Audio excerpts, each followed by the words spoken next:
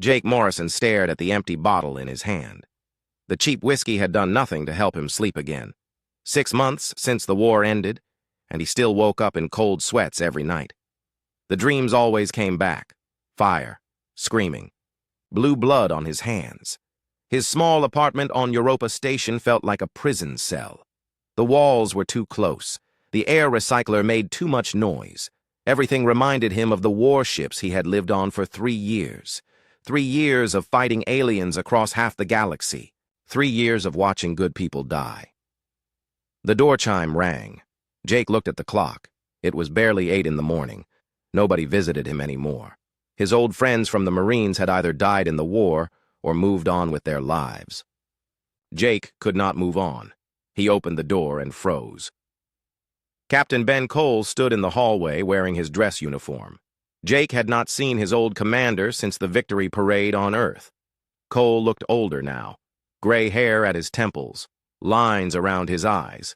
"Hello, Jake," Cole said. "Can I come in?" Jake stepped aside. Cole looked around the messy apartment but said nothing. Empty food containers covered the small table. Dirty clothes lay on the floor. The place smelled like old alcohol and despair. "You look terrible," Cole said. "Thanks. That makes me feel much better." Jake sat down on his couch. "What do you want, Ben?" Cole sat across from him. "I have a job for you." "I already have a job. I fix broken machines in the cargo bay." "This is different. Better pay." "Much better." Jake laughed, but there was no humor in it. "Let me guess. You want me to kill more aliens?" "No, I want you to protect one." That got Jake's attention. He looked at Cole carefully. His old captain was serious. "Protect an alien? Are you crazy?" "The war is over, Jake. We need to make peace work. There are negotiations happening on Kepler Station. Important talks between our people and the Zephyrians." Jake knew about the peace talks. Everyone did. The news channels talked about them every day. Politicians from both sides making speeches about friendship and cooperation. It all sounded like lies to Jake. He had seen what the Zephyrians could do in battle. "So what does this have to do with me?" Jake asked. "One of their diplomats needs protection. Someone tried to kill her last week. We need a bodyguard." "Get someone else." "I'm done fighting." Cole leaned forward. "This isn't fighting, Jake. It's protecting. There's a difference." "Not to me. The job pays 50,000 credits for 1 month of work." Jake's eyes widened. 50,000 credits was more money than he had ever seen. With that much, he could get off Europa Station. Maybe find a quiet planet somewhere and try to forget about the war. "Why me?" Jake asked. "There are plenty of security companies, professional bodyguards." "Because you're the best soldier I ever commanded, and because you speak Zephyrian." That was true. Jake had learned the alien language during the war. "Know your enemy," the training manual said. It had helped him interrogate prisoners and understand their battle communications. He had never thought it would be useful for anything else. "What's so special about this diplomat?" Jake asked. Cole hesitated. "Her name is Lyra Vex. She's young, about your age. The Zephyrians say she's very important to the peace process." "And someone wants her dead. Several someones, probably. Not everyone wants this peace to work. There are extremists on both sides." Jake thought about it. The money was tempting. And maybe Cole was right. Maybe protecting someone was different from killing. Maybe it was a way to balance the scales after all the death he had caused. "Where is this happening?" Jake asked. "Kepler Station. It's neutral territory, run by the trading guilds." Jake had heard of Kepler Station. It was a massive space station at the edge of human space, a place where humans and aliens had done business even during the war. If you wanted to disappear, Kepler was a good place to do it. "How dangerous is this job really?" Jake asked. Cole met his eyes. "Dangerous enough that I'm asking you to do it instead of someone else." That was honest, at least. Jake appreciated honesty. He had heard enough lies from politicians and generals during the war. "When do I start?" "Tomorrow. There's a transport leaving for Kepler at noon." Cole stood up and walked to the door. Then he turned back. "Jake, this could be good for you. A chance to do something positive. Something that matters." After Cole left, Jake sat alone in his apartment. He looked around at the mess he had made of his life. Maybe his old captain was right. Maybe this was a chance to do something good for once. He spent the rest of the day packing his few belongings. He did not have much: some clothes, his old marine gear, a few weapons that he probably should not have kept after leaving the service. That night, Jake slept better than he had in months. For the first time since the war ended, he had something to do. A mission, even if it was just babysitting an alien. Diplomat, it was better than fixing broken machines and drinking cheap whiskey. The transport to Kepler Station was crowded with traders and travelers. Jake kept to himself during the 3-day journey. He studied the files Cole had given him about Lyra Vex and the peace negotiations. The files did not tell him much. Lyra Vex was 26 years old. She had been born on Zephyr Prime, the alien homeworld. She had studied diplomacy at their best universities. She was considered brilliant by her people. The photo in the file showed a beautiful woman with the typical Zephyrian features: silver blue skin that seemed to glow with its own light, large eyes that were almost purple, delicate features that looked almost human except for the small markings around her eyes and temples. Jake tried not to think about how attractive she was. This was a job, nothing more. He would protect her, collect his money, and move on with his life. When the transport arrived at Kepler Station, Jake was impressed despite himself. The station was huge, bigger than most cities. Ships from dozens of different species docked at its ports. The main corridors were filled with humans, Zephyrians, and other aliens Jake did not recognize. He made his way to the diplomatic section of the station. The security there was tight. Human and Zephyrian guards worked together, checking everyone who entered. Jake showed his credentials to a human security officer. The man looked at Jake's military record and nodded with respect. "Sergeant Morrison, Captain Cole is waiting for you in Conference Room 7. Jake found Cole talking with a tall woman in an admiral's uniform. Jake recognized her from the news broadcasts.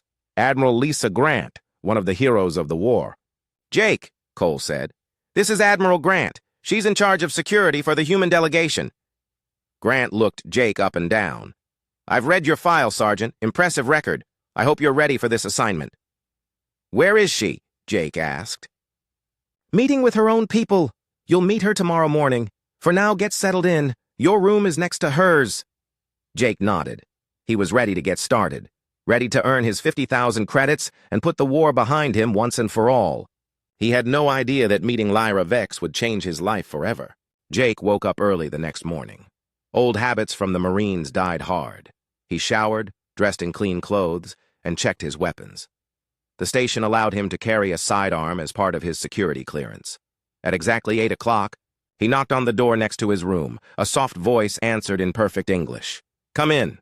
Jake entered and stopped. The photo in the file had not done Lyra Vex justice. She was beautiful in a way that made his breath catch. Her silver blue skin seemed to shimmer in the room's light. She wore a simple white dress that looked elegant and practical at the same time. But it was her eyes that caught his attention. They were intelligent, alert, and they studied him just as carefully as he studied her. "You must be Jake Morrison," she said. She did not offer to shake hands. Zephyrians did not like to be touched by strangers. "That's right. I'm here to keep you safe." "Do you think I need keeping safe?" There was something in her voice. A challenge, maybe. Jake looked around her room. It was neat and organized. Her belongings were arranged carefully. Everything had a purpose and a place. This was not the room of a pampered diplomat. "Someone tried to kill you last week," Jake said. "So yes, I think you need protection." Lyra smiled, but it did not reach her eyes. "That was different. A lone fanatic with a knife. Easy to handle." "You handled it yourself?" "I had help." She did not explain what kind of help. Jake made a mental note to ask Cole about the details of the attack. The file had been vague about what actually happened. "So what's the plan for today?" Jake asked. "Meetings. Boring diplomatic meetings where humans and Zephyrians pretend to trust each other." Her honesty surprised him. Most diplomats Jake had met during the war were careful with their words. They never said what they really thought. "You don't sound very excited about making peace." Lyra walked to the window. Outside, ships came and went from the station's docking bays. "Peace is necessary.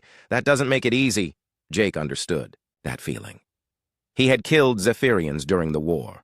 Now he was supposed to protect one. Nothing about the situation felt natural. They spent the morning in meeting rooms filled with humans and Zephyrians in expensive suits. Jake stood by the wall and watched. The diplomats talked about trade agreements and border controls. They spoke in careful, polite language that meant nothing. Lyra participated in the discussions, but Jake noticed she seemed bored. Her attention wandered around the room. Sometimes she looked directly at him. Their eyes would meet for a moment before she looked away. During a lunch break, Jake followed Lyra to the station's observation deck. It was a quiet place with large windows that showed the stars outside. "Do you always stare at people during meetings?" she asked without turning around. "It's my job to watch for threats." "And do you see any threats?" Jake looked at the other people on the observation deck. A few human traders, some alien tourists he did not recognize. Nobody looked. "Dangerous. Not right now." Lyra finally turned to face him. "What do you think of me, Jake Morrison?" The question caught him off guard. "What do you mean?" "I mean, what do you see when you look at me? An enemy? A job? Something else?" Jake thought about how to answer. The truth was complicated. When he looked at Lyra, he saw someone who was clearly intelligent and strong, someone who carried herself like a fighter, not a diplomat. And yes, someone who was beautiful in a way that made it hard to concentrate on. His job. "I see someone who's more than she appears to be," he said finally. Lyra smiled, and this time it was real. "That's a very diplomatic answer." "I learned from the best." They were interrupted by a loud alarm. The lights on the observation deck flickered and went out. Emergency power kicked in a moment later, bathing everything in red light. "What's happening?" Lyra asked. Jake was already moving. He grabbed her arm and pulled her away from the large windows. "Power failure. Could be an attack." His radio crackled.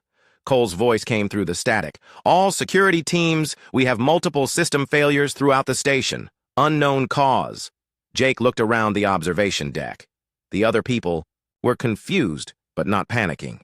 If this was an attack, it was not obvious. "We need to get back to your room," Jake told Lyra. But as they moved toward the exit, Jake noticed something strange. Lyra did not seem surprised by the power failure. In fact, she looked almost guilty. The corridors were crowded with confused people. The station's artificial gravity fluctuated, making everyone stumble. Jake kept his hand on his weapon and stayed close to Lyra. They made it back to the diplomatic section without incident. But as soon as they entered Lyra's room, Jake confronted her. "You knew that was going to happen." "I don't know what you mean." "The power failure. You weren't surprised. You looked guilty." Lyra sat down on her bed. For a moment, she looked very young and very tired. "You're very observant. It's part of my training. What aren't you telling me?" Lyra was quiet for a long time. Jake waited. He had learned patience during the war. Sometimes waiting was the best way to get information. "There are things about me that are not in your files," she said finally. "What kind of things?" "Dangerous things." Before Jake could ask more questions, the lights went out again. This time, they stayed out longer. When they came back on, Jake noticed something that made his blood run cold.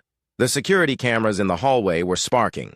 Smoke rose from their broken circuits. But there had been no explosion, no obvious cause for the damage. Jake looked at Lyra. She was staring at her hands like they had betrayed her. "It's you," he said. "You're causing the power failures." Lyra looked up at him. Her purple eyes were bright with unshed tears. "I can't control it sometimes. When I get stressed or scared, it just happens." "What happens? What are you?" "I'm what your people call a conductor. I can manipulate electromagnetic fields." Jake had heard rumors about conductors during the war. Zephyrians with special abilities who could disable weapons and destroy equipment. Military intelligence had said they were all dead, hunted down and killed by both sides because they were too dangerous. I thought conductors were extinct. Most of us are. I'm one of the last. Jake understood now why someone had tried to kill her, why the peace negotiations were so important. A living conductor was incredibly valuable and incredibly dangerous. How? Many people know what you are. Very few. My government wants to keep it secret. They're afraid of what would happen if your people found out. Jake thought about that. If the human military knew there was a conductor on Kepler Station, they would want to capture her, study her, use her abilities as a weapon. Who tried to kill you last week? I don't know. It could have been anyone. Humans who want to capture me. Zephyrians who think I'm too dangerous to live. There are extremists on both sides who would rather see the war continue than see peace succeed. Jake made a decision. It was probably a stupid decision, but it felt right. I'll keep your secret, he said. Why? Because everyone deserves a chance at peace, even conductors. Lyra smiled through her tears. Thank you. But Jake was already thinking about the implications. If Lyra's abilities were acting up due to stress, the peace negotiations were going to be a problem. Diplomacy was stressful by nature, and if she lost control at the wrong moment, it could start the war all over again. We need to work on controlling your abilities, he said. I've been trying for years. It doesn't get easier. Then we'll try harder. Because if the wrong people find out what you are, this protection detail is going to become a lot more complicated. Jake had no idea how complicated things were about to become, but he was starting to realize that protecting Lyra Vex was going to be the most important mission of his life. 3 days passed without incident. Jake stayed close to Lyra during the diplomatic meetings. She seemed more relaxed now that someone knew her secret. The power failures stopped happening. Jake found himself enjoying her company more than he expected. Lyra was smart and funny. She asked him questions about human culture that made him think. She told him stories about Zephyr Prime that were nothing like the propaganda he had heard during the war. Late at night, when the station was quiet, they would sit in her room and talk. Jake told her about growing up on Mars Colony, about joining the Marines to see the galaxy, about the battles he had fought and the friends he had lost. Lyra told him about her childhood on Zephyr Prime, about discovering her abilities when she was 12 years old, about watching other conductors disappear one by one as the war got worse. My parents sent me away when I was 16, she said one night. They knew it wasn't safe for me to stay. Where did you go? A hidden colony in the Outer Rim. There were maybe 20 of us left by then. Conductors and their families. We lived quietly and tried not to attract attention. What happened to the others? Lyra's expression grew sad. Some were captured. Some were killed. A few just disappeared. I came back to Zephyr Prime after the war ended. The government needed someone for the peace talks, someone they could trust to represent our interests, and someone whose abilities might be useful if the talks failed. Yes. She looked at him carefully. Does that bother you? Jake thought. About it. During the war, he would have been terrified to know he was sitting next to a conductor. Now, it just made him want to protect her more. No, he said. It doesn't bother me. On the 4th morning, everything changed. Jake was having breakfast in the station's main cafeteria when Cole found him. His old captain looked worried. We have a problem, Cole said, sitting down across from Jake. What kind of problem? The kind that involves Commander Rick Hayes. Jake knew that name. Hayes was military intelligence, a cold, calculating man who had interrogated captured Zephyrians during the war. Jake had never liked him. What does Hayes want? He's here, on the station, with a full intelligence team. Jake felt his stomach drop. Official business? That's what he claims. Says he's here to provide additional security for the negotiations. Jake knew better. Hayes did not care about diplomacy. If he was here, it was because he wanted something. Something valuable. He knows about Lyra, doesn't he? Cole nodded grimly. I think so. Someone leaked information about the power failures. Hayes put 2 and 2 together. Jake stood up quickly. I need to warn her. But when he got back to the diplomatic section, it was too late. Lyra's room was empty. Her belongings were gone. Jake found a human security guard in the hallway. Where is the Zephyrian diplomat? Commander Hayes transferred her to a secure location. Said there was a credible threat against her life. Jake's blood ran cold. He knew what Hayes meant by secure location. It meant an interrogation room. It meant Lyra was now a prisoner. Jake found Cole in the security office. Where did Hayes take her? Level 15. Section C. Jake, you can't. But Jake was already moving. He took the elevator down to level 15. The corridors there were different. Sterile. Military. This was where the station kept its holding cells for dangerous prisoners. 2 human soldiers stood guard outside Section C. They were armed and alert. Jake approached them casually. Commander, Hayes sent me. I'm supposed to relieve you for lunch. The soldiers looked at each other uncertainly. Jake was wearing civilian clothes, but he carried himself like military. His confidence sold the lie. We weren't told about any relief, one of them said. Hayes is running a classified operation. He doesn't tell everyone everything. Jake moved closer. When he was in arm's reach, he struck fast and hard. Both soldiers went down without making a sound. Jake dragged them into a nearby storage room and took their weapons. The door to Section C required a key card. Jake used one from the unconscious soldiers. Inside, he found a corridor lined with holding cells. Most were empty. He found Lyra in the last cell. She was sitting on a narrow bed staring at the wall. When she saw him, her eyes widened with relief. Jake, how did you... No time to explain. He used the keycard to open her cell. We need to... Get out of here! But as they stepped into the corridor, alarms began blaring throughout the station. Red lights flashed. Jake's radio crackled with urgent voices. All security teams, we have a prisoner escape on level 15. Lock down all exits, Jake cursed. Someone had found the unconscious guards. They had maybe minutes before the station, was crawling with security. Can you use your abilities to help us? He asked Lyra. I'll try. But if I lose control, we'll deal with that later. They moved quickly through the corridors. Jake led the way, using back passages and maintenance tunnels he had memorized during his first days on the station. Behind them, they could hear boots on metal floors, voices shouting orders. The security teams were getting closer. They reached a maintenance shaft that led to the cargo levels. Jake helped Lyra climb up into the narrow space. Where are we going? She asked. The docking bays. If we can steal a ship... The lights around them suddenly flickered and died. Lyra's stress was affecting her abilities again. In the darkness, Jake heard her breathing heavily. I'm sorry, she whispered. I can't control it when I'm scared. It's okay. Just breathe. Focus on my voice. Jake found a small flashlight in his pocket. The weak light helped Lyra calm down. The power flickered back on. They crawled through the maintenance shaft for what felt like hours. Finally, they reached an access panel that opened into the cargo bay levels. The cargo bays were busy even during the lockdown. Ships came and went constantly on a station like Kepler.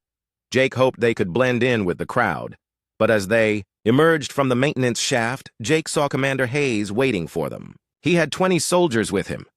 All of them had weapons pointed at Jake and Lyra. Sergeant Morrison, Hayes said calmly. You're making a big mistake. Jake stepped in front of Lyra. The only mistake is trusting you. Miss Vex is a valuable asset to the Terran Federation. We need to understand her abilities, study them, learn how they can be used to benefit humanity. She's not a weapon, Jake said. Everything is a weapon if you know how to use it. Hayes gestured to his soldiers. Take them both into custody. The soldiers moved forward. Jake reached for his gun, but he knew it was hopeless. 20 against 1 was not good odds. Then Lyra stepped up beside him. No, she said quietly. The word seemed to echo in the cargo bay.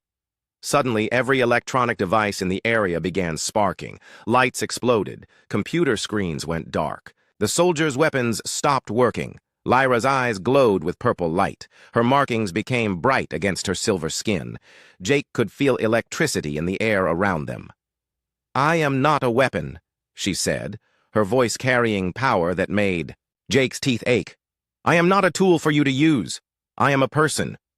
The power surge lasted only seconds. When it ended, half the cargo bay was in darkness. Emergency systems kicked in, but many of them were also damaged. Hayes and his soldiers stood in shock.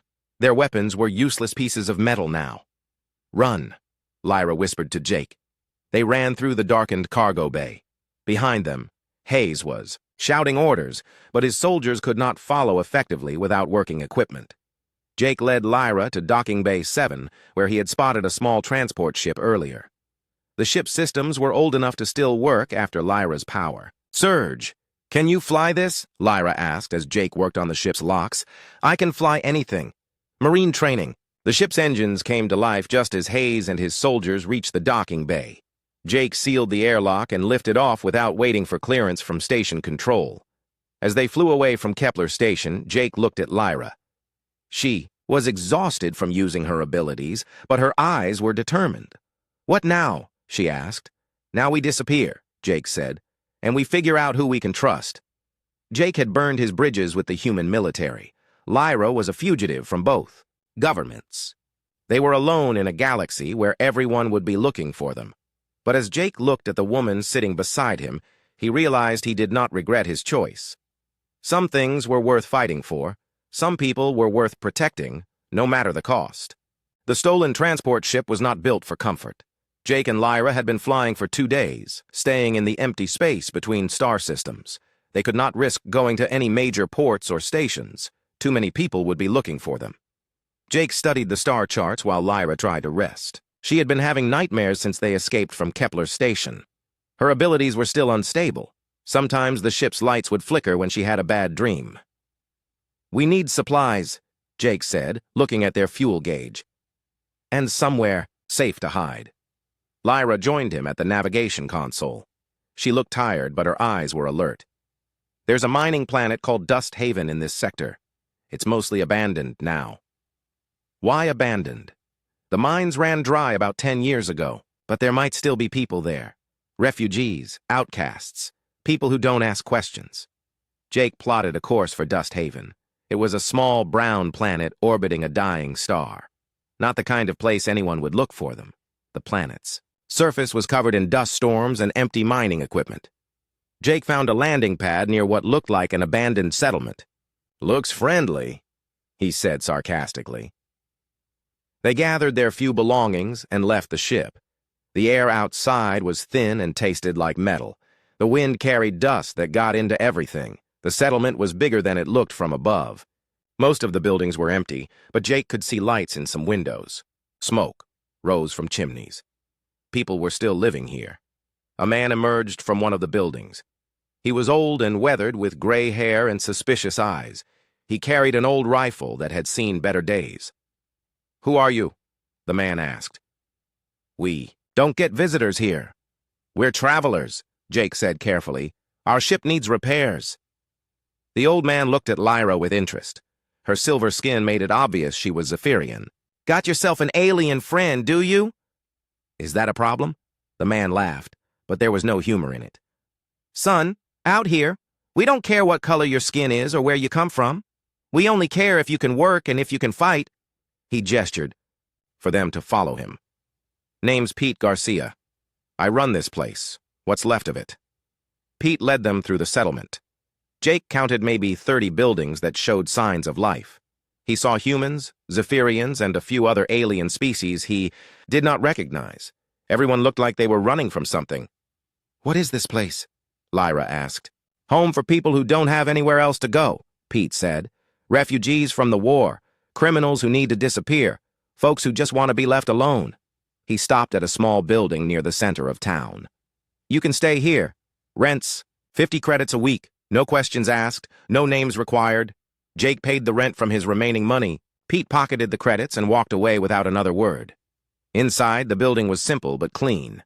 2 rooms, basic furniture, a small kitchen. It was better than the transport ship. "How long can we stay here?" Lyra asked. "Until we figure out what to do next." But Jake was already thinking about their situation. Hayes would not give up easily. Neither would the Zephyrian government. Eventually, someone would track them down. Over the next few days, Jake and Lyra tried to blend in with the settlement. Jake helped repair mining equipment. Lyra used her knowledge of alien technology to fix broken computers and communication systems. The other residents were curious but respectful. They had all learned not to ask too many questions about each other's past. On their 4th day, Jake made a discovery that changed everything. He was helping Pete repair a water recycling system when he sensed someone watching them. Jake looked up and saw 2 figures standing in the shadows between buildings. One was an elderly Zephyrian male with white markings around his eyes. The other was a human child, maybe 10 years old. "Pete," Jake said quietly. "Who are those 2? Pete followed, his gaze, and frowned. "That's old Kef and little Amy. They keep to themselves mostly." "What's special about them?" Pete looked at Jake suspiciously. "Why do you want to know?" Jake made a decision. Pete seemed trustworthy, and they needed allies. Because I think they might be like my friend Lyra. Pete was quiet for a long moment. Then he set down his tools and walked over to Jake. What exactly is your friend? She's a conductor. Pete's eyes widened. Jesus. I thought they were all dead. So did everyone else. But if those two are also conductors, they are. Pete looked around nervously. There are 3 of them here. Kef, Amy, and a middle-aged human woman named Susan. They found each other during the war and came here to hide. Jake felt his heart racing. 3 conductors plus Lyra made 4. That was more than anyone thought still existed. Who else knows? Just me and a few others. We've been protecting them. They help us keep the settlement running. Amy can fix anything electronic. Susan keeps our power grid stable. And Kef? Well, Kef is like a living library. He knows things about conductor abilities that nobody else remembers. Jake realized they had stumbled into something much bigger than just finding a place to hide. This settlement was a refuge for the last conductors in the galaxy. That night, Jake told Lyra what he had learned. Her reaction was not what he expected. She cried. I thought I was alone, she said through her tears. For so long, I thought I was the only one left. Jake held her while she cried. He felt something twist in his chest. Over the past weeks, his feelings for Lyra had grown beyond professional duty. He cared about her more than he should. You're not alone, he said softly. Not anymore. The next morning, Pete brought the other conductors to meet Lyra. The reunion was emotional. Kef hugged Lyra like a grandfather greeting a lost grandchild. Susan smiled for the first time since Jake had arrived. Amy, despite being only a child, looked at Lyra with hope in her eyes. They spent the day sharing stories and comparing their abilities. Each conductor was different. Lyra was the strongest, able to affect large electrical systems. Amy was the most precise, able to work with delicate electronics. Susan was the most stable, able to maintain steady power output for long periods. Kef was the wisest, understanding the theory behind their abilities better than anyone. We could teach each other, Susan said excitedly. Share what we know. Maybe even learn to control our abilities better. Jake watched them talking and felt hope for the first time since leaving Kepler Station. Maybe they could build something here, a safe place for conductors, a chance at a normal life. But their peace did not last long. On the 6th day, the ships came. Jake was checking their transport when he saw them on the horizon. Military vessels, both human and Zephyrian designs. They were approaching fast. He ran back to the settlement, shouting warnings. Ships incoming! Military vessels! The residents scattered like frightened animals. Some ran to hiding places they had prepared. Others grabbed weapons and prepared to fight. Pete found Jake near the settlement's center. How many? Jake counted the ships as they circled overhead. 12. Maybe more. The first ship landed in the settlement's main square. Human. Soldiers emerged, led by Commander Hayes. Jake cursed. Somehow, the intelligence officer had tracked them down. A second ship landed nearby. Zephyrian soldiers came out, led by a tall figure in elaborate armor. Jake did not recognize him, but the other Zephyrians treated him with obvious respect. Hayes activated a loudspeaker. Attention, residents of this settlement. We are here for the conductors. Surrender them peacefully, and no one will be harmed. Jake looked at Lyra. Her face was pale but determined. I won't let them hurt the others because of me. Nobody's surrendering, Jake said firmly. Pete agreed. This is our home. We protect our own. But Jake knew they were outnumbered and outgunned. The settlement had maybe 50 residents, most of them civilians. Against trained soldiers, they would not last long. There might be another way, old Kef said quietly. Everyone looked at him. The elderly conductor's eyes were bright with an idea that might be either brilliant or insane. What if we don't fight them separately? Kef said. What if we work together? Jake did not understand, but Lyra's eyes widened with realization. You mean link our abilities? It's possible. Dangerous, but possible. 4 conductors working as one could disable all their equipment at once. Susan shook her head. We've never tried anything like that. The power surge could kill us. Maybe, Kef said. But if we don't try, they'll capture us anyway. At least this way, we go down fighting. Jake looked at the ships surrounding their settlement. More soldiers were deploying. Soon they would start searching every building. What do you need me to do? He asked. Lyra took his hand. Keep us safe while we try this. It will take a few minutes and we'll be vulnerable. Jake nodded. I'll buy you the time. He picked up his rifle and checked his ammunition. Around him, the other residents of the settlement were preparing for battle. They might be refugees and outcasts, but they were not going to give up without a fight. Jake looked at Lyra one more time. If this went wrong, it might be the last time he saw her alive. Be careful, he said. She squeezed his hand. You too. As the soldiers began their advance on the settlement, Jake took position behind cover and prepared to fight for the people he had come to care about. The war might be officially over, but for Jake Morrison and Lyra Vex, the real battle was just beginning. Jake fired his first shot just as the soldiers reached the outer buildings. The bullet struck a human trooper in the shoulder, sending him spinning to the ground. Around the settlement, other residents opened fire from windows and rooftops. The soldiers took cover and returned fire. Laser blasts scorched the walls of buildings. Jake ducked as shots passed over his head. Behind him, the 4 conductors sat in a circle in the center of the settlement. They held hands and closed their eyes. Jake could not hear what they were saying, but he could feel electricity building in the air. Jake! Pete shouted from a nearby building. They're moving to surround us! Jake looked around. Pete was right. The soldiers were spreading out, using the abandoned buildings as cover. Soon they would have the settlement completely surrounded. A laser blast struck the wall next to Jake's head. He rolled to new cover and kept firing. His rifle was old, but reliable. Each shot counted. The battle lasted 10 minutes, but it felt like hours. The soldiers had better weapons and training, but the residents knew every hiding place in the settlement. It was an even fight. Then Jake heard Commander Hayes on his loudspeaker again. Cease fire! All units, cease fire! The shooting stopped. Jake kept his weapon ready and looked around cautiously. Hayes walked into the open, his hands raised. Behind him came the Zephyrian commander, also with his weapons lowered. We need to talk, Hayes called out. Jake glanced back at the conductors. They were still in their circle, still concentrating. Whatever they were doing, they needed more time. Talk. About what? Jake shouted back. About the ships coming this way. Jake did not understand. What ships? Hayes pointed at the sky. Long-range sensors picked them up an hour ago. 3 fleets, human extremists, Zephyrian radicals, and something else we can't identify. They're all heading here. The Zephyrian commander spoke for the first time. His voice was deep and controlled. They know about the conductors. All of them want to capture or destroy your friends. Jake felt cold despite the planet's hot air. How many ships? Over 100, Hayes said. Too many for us to fight off alone. Pete emerged from his building, still carrying his rifle. Why should we trust you? Because right now, we have the same enemy, the Zephyrian commander said. My name is Warlord Keth Moore.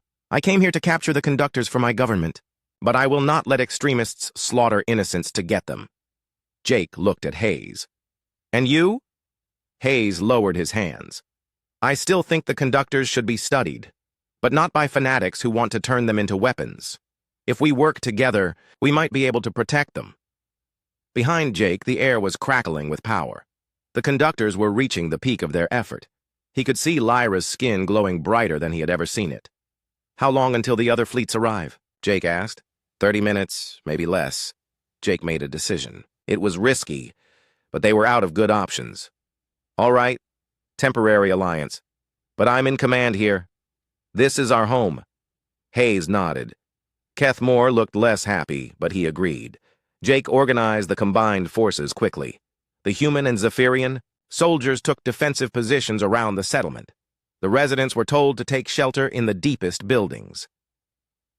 20 minutes later, the first enemy ships appeared on the horizon. Jake counted 30 vessels in the lead group.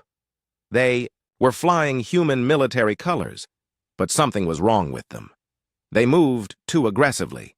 Their formations were sloppy. Mercenaries, Hayes said grimly, human extremists who think peace is weakness. The ships opened fire before they landed. Laser blasts struck buildings throughout the settlement. One of the abandoned mining structures collapsed in flames. Jake's Combined force returned fire with portable missile launchers. 2 enemy ships went down, but more kept coming. Then the Zephyrian Radical fleet arrived.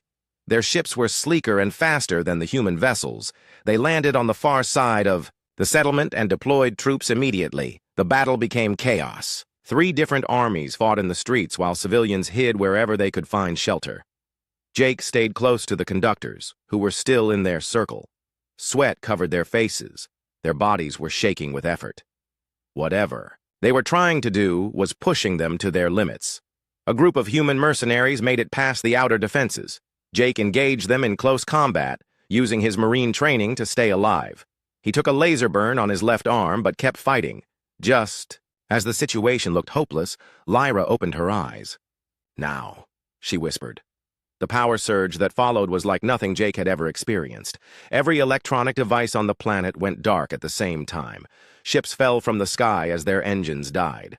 Weapons stopped working. Even the simple radios Jake's people were using went silent. The battlefield went quiet, except for the crashes of falling ships. In the sudden silence, Jake heard new sounds. More ships approaching. But these were different, larger, moving in perfect formation. Jake looked up and saw the most beautiful sight of his life. The official fleets of both the Human Federation and the Zephyrian Empire were arriving. Real military. Ships with proper insignia and disciplined crews. The first ship to land carried Admiral Lisa Grant.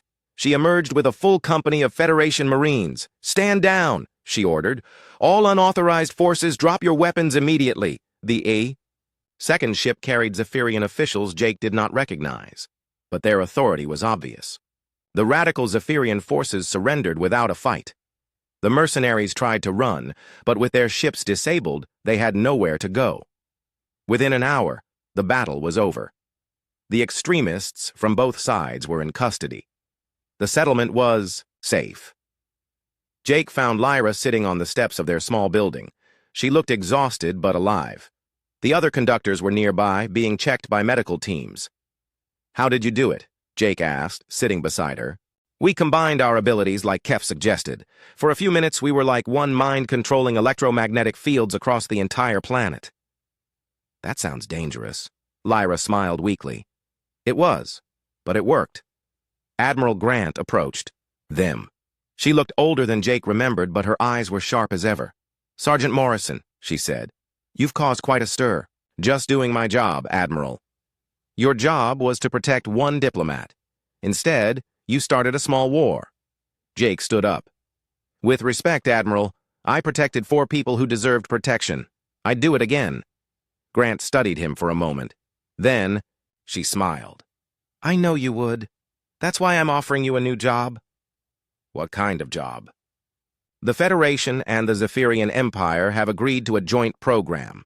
A sanctuary for conductors and other gifted individuals. Somewhere they can live safely and use their abilities for peace instead of war." Jake looked at Lyra. She was listening, carefully. "We want you to run it," Grant continued. "Both of you, together." "Why us?" "Because you've proven you can work together, because you understand what these people need, and because, frankly, the conductors trust you more than they trust us." Lyra stood up and took Jake's hand. "What do you think?" Jake looked around the settlement. These people had become his family.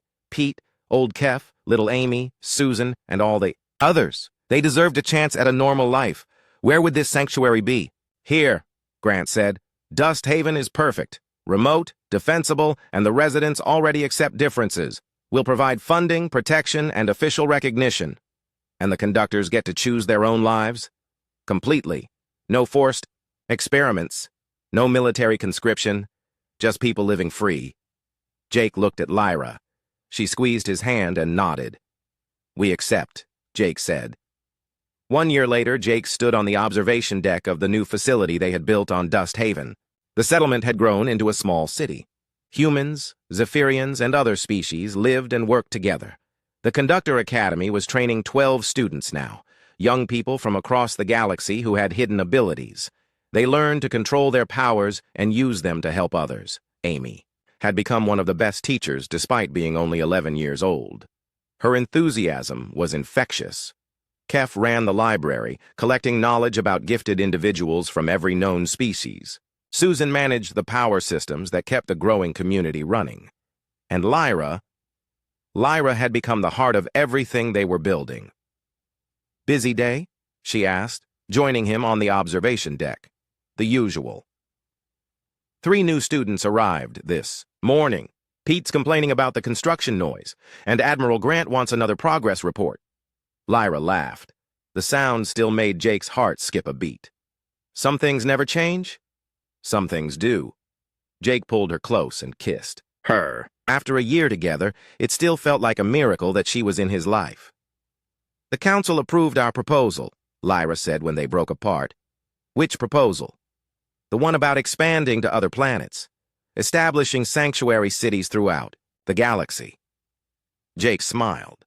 It was ambitious, but so was everything they had accomplished. "When do we start?" "Next month. We'll take a team to survey potential sites." Jake looked out at the community they had built. Children played in parks that had once been empty mining sites. Adults worked together on projects that would have been impossible during the war. People were building a future. "You know what the best part is?" Jake said. "What?" "I finally found a mission worth fighting for." Lyra smiled and leaned against him. "I love you too, Jake Morrison." They stood together watching the sunset over Dust Haven. Tomorrow would bring new challenges, new people to protect, new dreams to build. But for the first time since the war ended, Jake Morrison was exactly where he belonged. The galaxy was healing, and he was helping it happen, one person at a time.